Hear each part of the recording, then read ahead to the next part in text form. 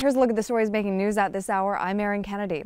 President Trump says the person he chooses to replace retiring Supreme Court Justice Anthony Kennedy has to be someone who can serve for more than 40 years or more. A confirmation vote could happen this fall. Stephen Portnoy reports from Washington.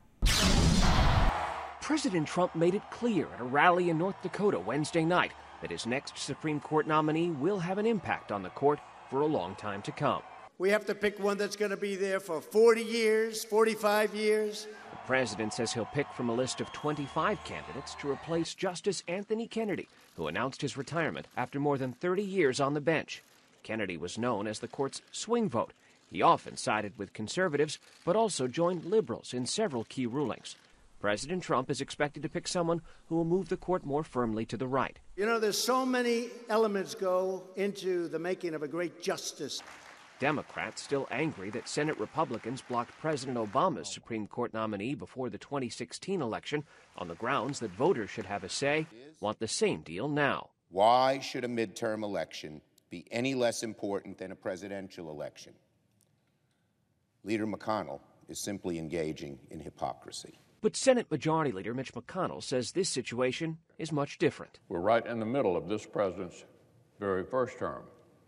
To my knowledge, nobody on either side has ever suggested before yesterday that the Senate should only process Supreme Court nominations in odd-numbered years.